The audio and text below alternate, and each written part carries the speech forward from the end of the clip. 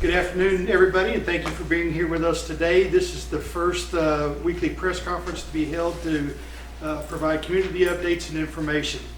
I've got a number of bullet points that I'd like to go through today, and then we'll turn it over to the other speakers and answer questions at the end of that.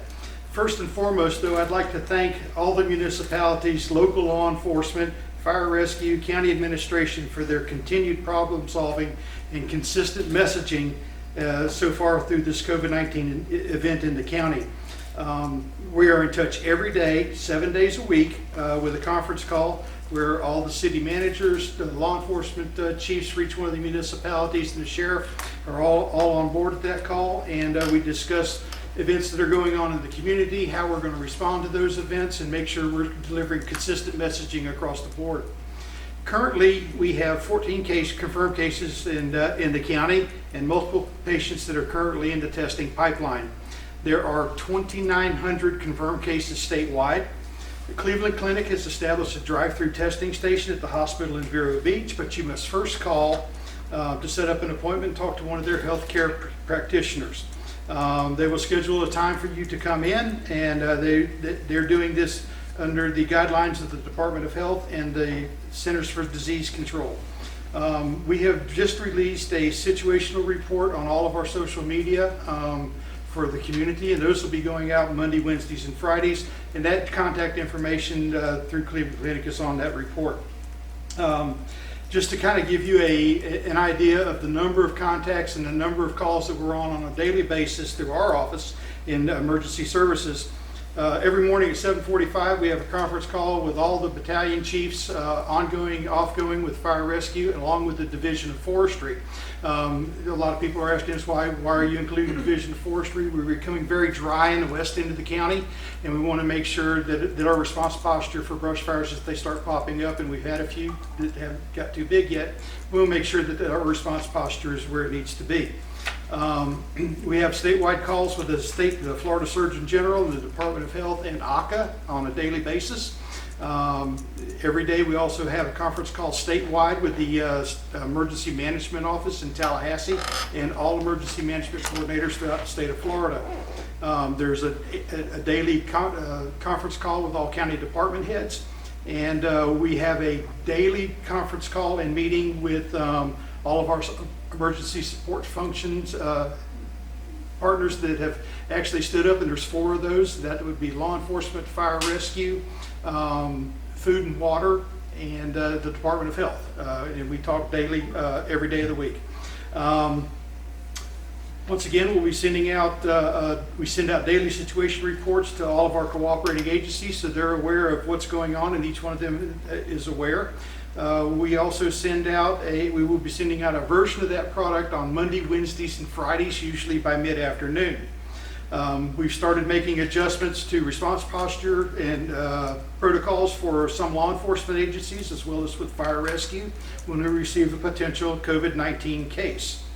Statewide, there's a current shortage of PPE, personal protective equipment, but we have sufficient stocks in-house today to take us for about the next week and a half, 2 weeks. We got an order yesterday, and those are being distributed primarily to the adult living facilities and through the nursing homes throughout the county, because they are at the critical shortage right now. We also sent some out to our first responder agencies, and so they have adequate supply. We are expecting the second shipment of that, and part of that will actually be coming out of the national stockpiles. We expect to have that the first of next week. We are ready to deliver meals and other supplies to those that may be on a home quarantine through the assistance of our Go Line, which is our bus service, and our community emergency response teams. We've been in contact with them, and we can reach out to them almost immediately. A list of local government closures can be seen on the county's website at www.irc.gov. That's www.ircgov.com, as well as each municipality will also be uploading information on their closures for municipal services. If you go to those sites and take a look at them, please go to the county alert system. It's called Alert Indian River. You can actually tap into that. It will give you, when we send out emergency messaging, you will receive that. And it usually will give you a link that will automatically populate and you'll be able to use that. We strongly encourage and continue to encourage, along with the health department and the CDC, to practice the social distancing, continue to do the hand washings and all those other recommendations by the Florida Health Department and CDC. The CDC will be releasing a modeling profile next week. We expect it by the end of next week. And that should give us some idea of when surges may start to occur. They're supposed to be doing it, I think, by state. But give us an idea of when we can anticipate surges, what those numbers may look like, and give us additional planning tool. The Emergency Operations Center continues to have daily contact with all of our neighboring counties and the entire Region 5 emergency management teams. There are absolutely no issues with grocery store supply chain or with the fuel supply at this time. With that, I'd like to turn it over to Miranda Hawker, who is the Director of the Indian River Health Department. Thank you, Miranda.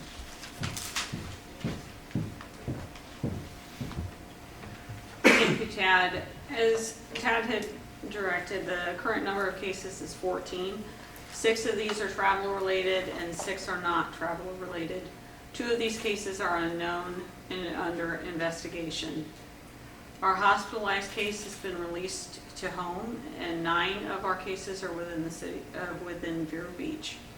The age range of our cases is from 25 to 84, 5 men and 9 women, and 0 deaths. All of our cases are self-isolating and recovering. The health department has closed its lobby to the public and is providing all services by appointment or over the phone. This is to limit staff and customer interaction during the time of our COVID-19 and to limit spread. We are maintaining essential public health services, but we're changing how these services are delivered.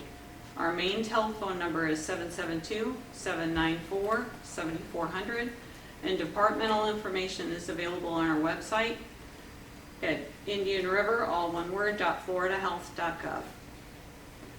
I want to encourage all Indian River County residents to stay home and only go out for essential trips like work or for essential supplies. Maintain a minimum of a 6-foot distance when interacting with other people. Cover your cough and sneeze with a tissue or your elbow. Avoid crowds and keep any meeting to less than 10 people. Maintain your social distance of 6 feet. Make sure you're washing your hands. Use your hand sanitizer. Do not touch your face. And these actions will make sure we minimize the spread of COVID-19 in our community. And please stay home when you're sick. Monitor yourself for symptoms of fever, cough, and shortness of breath. I do want to go through when the health department receives lab notification of a case of COVID-19. There are things that we are doing. Our epi staff, that means epidemiology, is contacting those individuals and directing them to self-isolate for a period of 14 days. We're also determining close contacts and directing them to self-isolate for 14 days. Each of these 2 groups is also monitoring symptoms twice per day, and public health is monitoring these individuals. Contacts are also asked to self-monitor their symptoms and immediately self-isolate if they become sick. I can't stress enough that everyone should be paying attention to their symptoms and staying home when they're sick.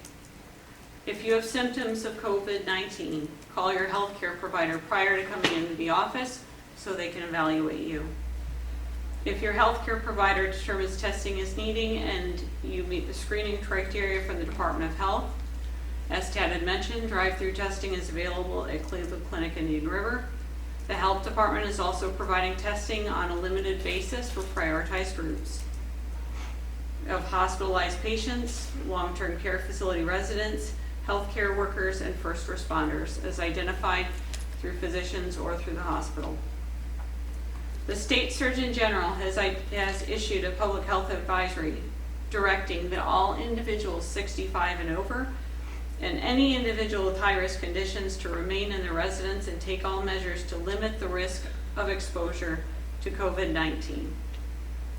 High-risk conditions include but are not limited to chronic lung disease, moderate to severe asthma, serious heart conditions, immunocompromised status, cancer, severe obesity, diabetes, renal failure, and liver disease.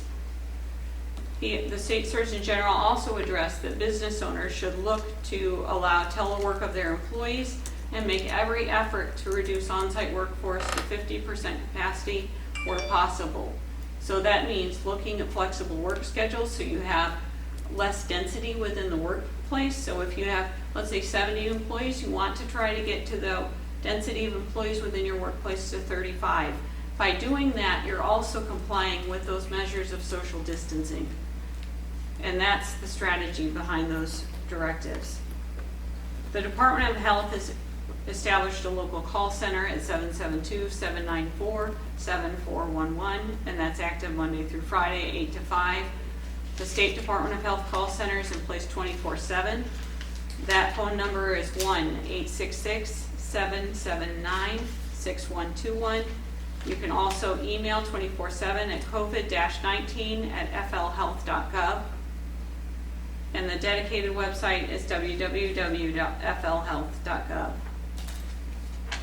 I can tell you statewide, flu activity has been decreasing, and our current flu activity here locally is mild. I do want to address a few myths about COVID-19. I know everyone has probably gotten an awful lot of questions, and these are some of the myths that we've been hearing that I wanted to address. So the myth is that hair dryers can kill COVID-19.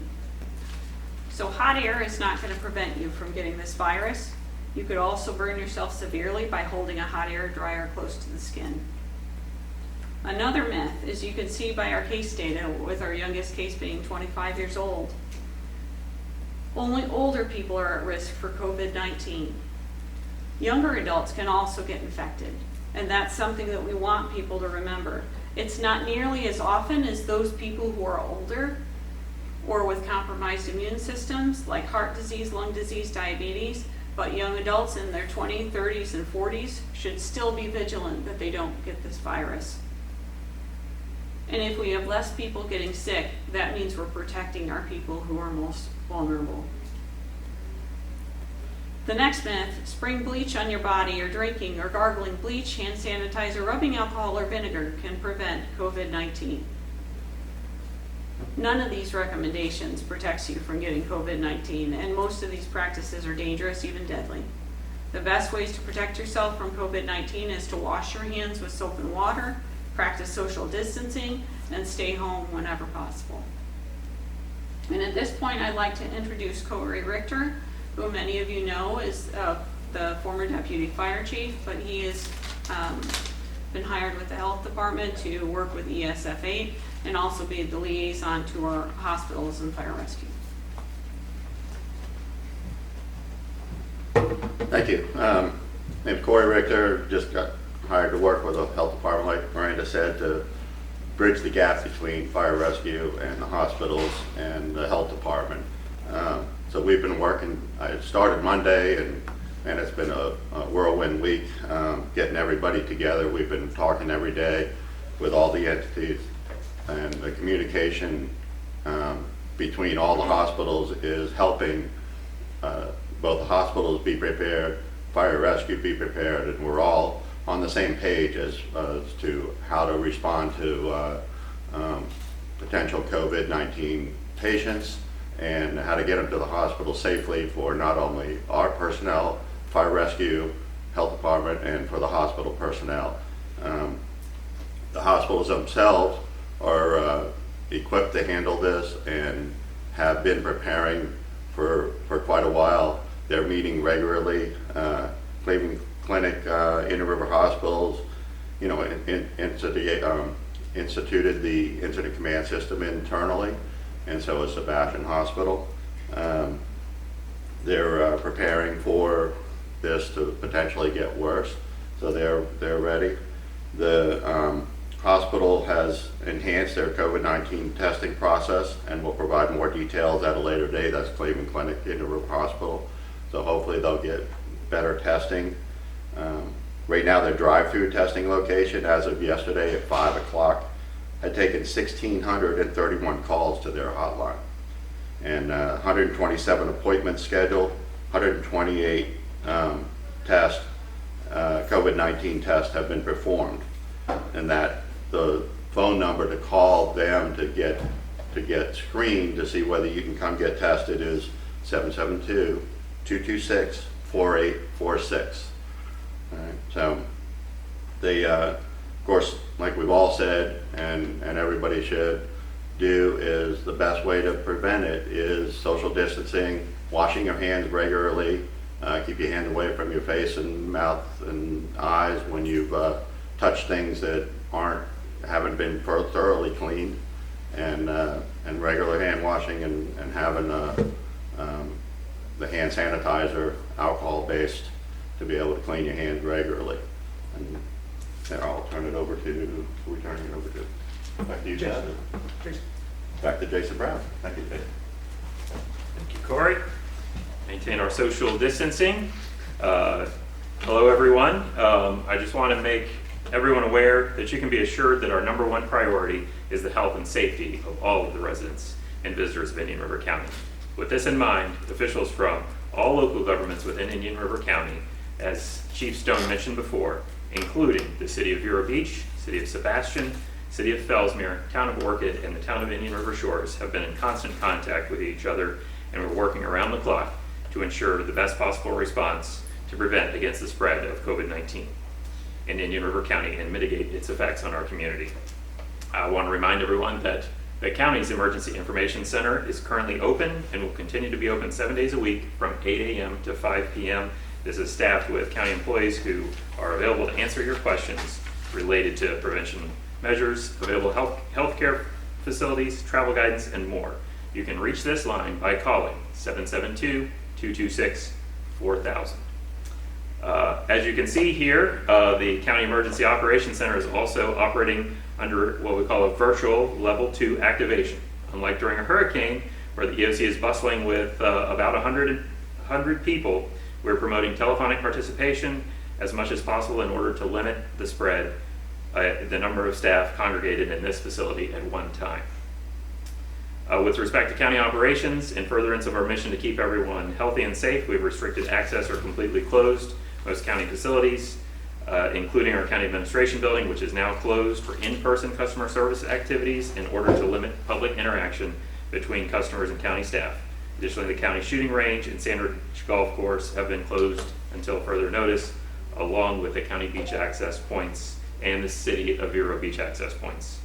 While many county operations have been altered or closed, you can still utilize many county services, such as downloading ebooks from our county libraries or taking advantage of those county services which are offered electronically. For more information on those services, please visit the county website at www.ircgov.com. Additionally, please visit our library Facebook page and County Parks and Recreation Department Facebook page to take advantage of the home-based programming that our creative county staff have put in place. If, like me, you need to work off some extra snacks from staying at home, you can also check out my personal favorite at-home program put on by the Indian River County Library, which is the Healthy at Home Challenge. Check it out when you have a chance. As always, the county will continue updating our website with all new developments related to COVID-19, and you can receive those updates by following us on Facebook and Twitter and signing up for those web alerts at alertindianriver.com. So remember, Indian River County and all our municipalities within the county are here for you and will continue to do all we can to ensure that not only our residents remain healthy and safe, but that everyone is informed with the most up-to-date and accurate information. And I also want to thank our first responders, our fire rescue, our police officers, the healthcare workers, and I ask that you continue to, as Miranda said, stay home if you don't need to go out. Only go out to work in essential trips. If you do that, that will help us keep our first responders and our healthcare workers safe. With that, I will turn it over to the sheriff. Thank you. Well, thank you, Mr. Brown, and good afternoon for those of you that took the opportunity to join us, and I appreciate the social distancing. Let me assure every resident and visitor that's in Indian River County that you will remain being safe. Our law enforcement officers throughout this county and the municipalities are vigilant about what we do. It's a serious business. As I can tell you, some of the protocol has changed with respect to when and where we respond to certain calls. Obviously, our first responders have the PPE kits and gloves and everything else that you can imagine. Also tell you, on a note close to home, the Indian River County Sheriff's Office, we currently have one deputy sheriff that's self-quarantined that has been tested. And we also have a 911 operator, vital to our agency, and that 911 operator is in self-quarantine awaiting the test results. So I can tell you that we take this very, very serious as first responders. We will be taking specific calls over the telephone and or electronic means to reduce our calls for service as much as we can. As you know, we typically answer about 200,000 calls for service a year in our county. I will tell you that the call volume has decreased a little in the daytime, but I will tell you, friends, that in the evenings things pick up rapidly. I would encourage you to behave yourself, stay inside like the others have mentioned before. Those parents with juveniles that may think it's a good idea to go out and burglarize cars and vandalize things, please, parents, keep an eye on your juvenile kids. We've seen an increase in that for sure, particularly in the South County region. But I can assure you and confirm to you that not only with the deputy sheriffs on the streets, the force multiplier that we have with all of our school resource deputies, some 30 deputies that are now deployed to road patrol, obviously school's closed. Our response time is outstanding, but please stay home, behave yourself. We will get through this. There's no doubt about it. We've been through it before. Chief Stone, myself, Administrator Brown, Ms. Hawker, we've got a tremendous amount of experience. I think collectively between just Tad and myself, we've probably got 80 or 85 years. So this is going to pass and we're going to be fine. Remain calm, stay inside the best you can. Respect your first responders who may be asking you questions upon arrival and or on the telephone. Some questions maybe you don't want to answer, but we're going to ask specific questions so we're better prepared upon arrival at your business or residence. So with that, Mr. Brown, we'll take any questions, I guess. Yes, please, if you got any questions, we're glad to try to answer those for you. Yes, please. Question for Sheriff Laura. Sergeant, while you're still up here, you mentioned there's a 911 operator and a sheriff deputy that are currently self-quarantining, is that Correct. correct? Have they both been tested? Yes, sir, they have. Yeah, both. Thank you. You're welcome. Sure. Speaking of tests, are there other places giving tests besides Cleveland Clinic? I would defer to the health department. And can you say what they are and how many have been given? So what I can tell you is from the health department's perspective that we currently we're doing testing within the health department. Cleveland Clinic is doing testing. Some limited doctor's offices are doing testing as well, but I don't have a list of those at this point. But if you are interested, if you have symptoms and you want to be tested, I would call your doctor first because your doctor needs to be able to rule out if you have other illnesses that may be causing your symptoms. And then at that point, if you meet screening criteria, then that's from the Department of Health. You can either be tested at Cleveland Clinic, or if you're within those groups that I had mentioned for testing at the Bureau of State Labs, then the health department would conduct that testing. So how many other tests have been given in Indian River County at this point? I can get you that number. If you wait one Okay, moment, I sure. can get that for you. Okay. Anything else? I did have a question for Yes, sir. your Lord. So, Hello, Nick. hey, how's it going? Just to clarify TC Palm's question, so for the deputy sheriff and the 911 operator, they tested positive. No, they're under quarantine right now Okay. at their home. We're patiently awaiting those results. Okay, so they're both. We also are doing an investigation on where they had been, let's say previous shifts and the like, as well as their respective platoons and coworkers that we work with. Very cautious. We are consistently having our 911 operations center clean, fumigated, whatever you want to call it. make sure that's vital to this entire operation. Those men and women that work in there, obviously, it's a small area, but that's vital to us, and we're going to do everything we can to make sure that place is clean. Sheriff, while you're up there, Yes, sir. how are you enforcing, the rules about folks from the metropolitan area in New York coming in and Right. self-quarantine? Right, so that was Executive Order, I think 2080. Obviously, the airports are handling a little different than we are. A lot of questions asked, are we stopping cars from New Jersey and New York? That's not the fact. In fact, at the governor's press conference at 2:30 this afternoon, he is suggesting, because of the New Orleans issue, screening traffic on I-10 coming east to our state. I haven't been totally briefed as his conference is just concluding now. But we asked those particular questions, Larry, but we do not and will not randomly stop cars without a state tags. I know that's a myth that's out there. That doesn't happen on a lot of levels and a lot of reasons. So that is part of our questioning when we come into people about, where have you been or what have you. Also want to mention, we're seeing an increase in domestic violence in the evening hours. We're also seeing an increase in some behavioral health issues, which unfortunately I suppose could be imagined at this time.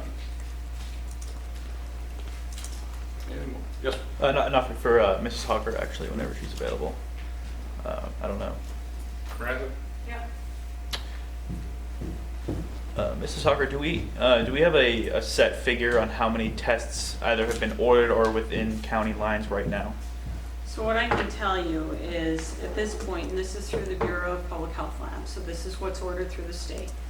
So there have been 159 tests, 14 of those are positive, and so we're awaiting results on 16. The hospital has done 249 tests, and 206 of those are pending. And some of this is the data that I have reported at this time. So that's subject to change. There may be some variation of that data through the reports that are on the website each day, and it'll be refined as we move forward. But that's from the current report. But as far as testing capacity goes, how many tests are potentially available if there was a need or an increase in tests? So what I can tell you is, from the health department's perspective, I have 183 tests currently, that testing kits. The hospital, I don't have that information readily. Public but you can testing ask for kits them. underneath there. But at this point, what I would like to stress is we do not have a shortage of testing kits. And we being the Department of Health. We being Indian River County. What about you talked about a number of pending tests. Can you talk about the delay in test results coming back?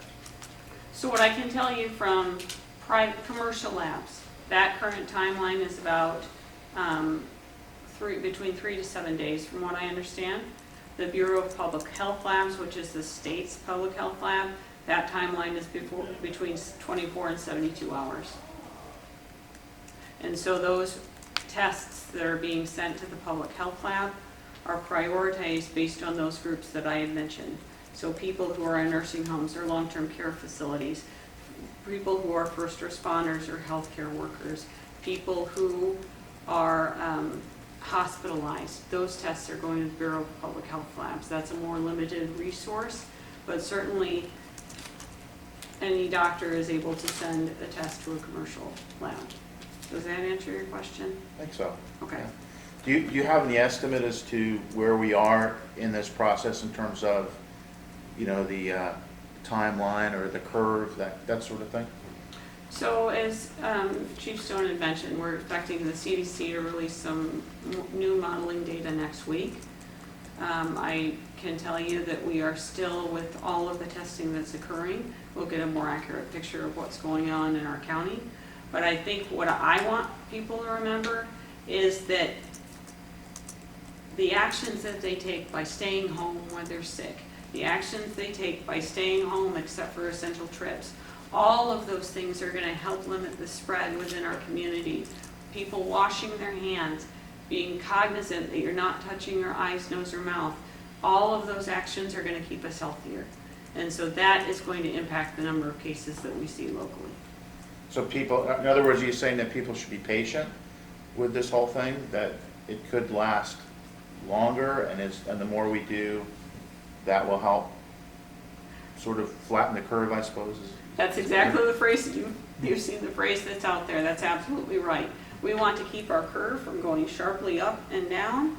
We want to make that a more gradual rise, so it's less strain on our healthcare system, and we're better able to cope with the resources that we have.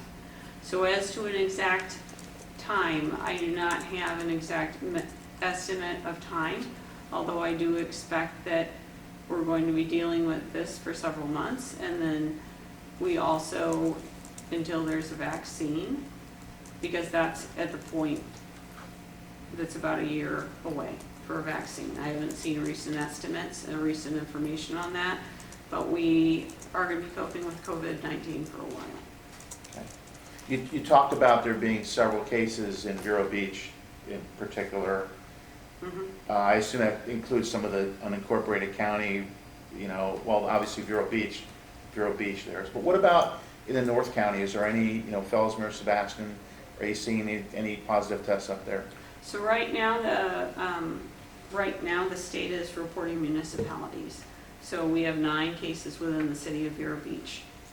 And so the remainder of our 14 cases are not part of a municipality because they're releasing the municipality information. Okay.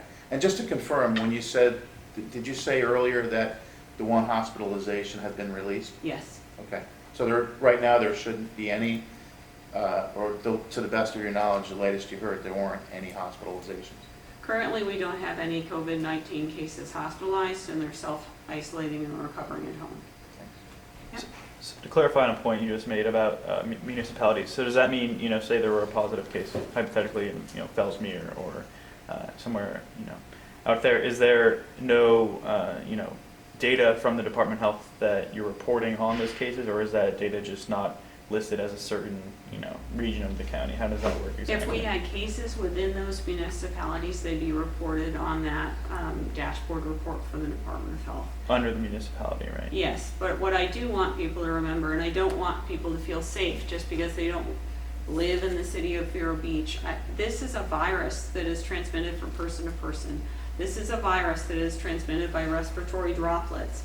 Everyone needs to be vigilant about washing their hands, staying home when they're sick, covering their cough and sneeze. We need to be, all of us have to work together to keep our community healthy. All right, I'd like to thank everybody for coming in. We're going to do this again next week, next Friday, same time, same place. So we'll be glad to have you come back and visit with us at that time. Thank you all very much.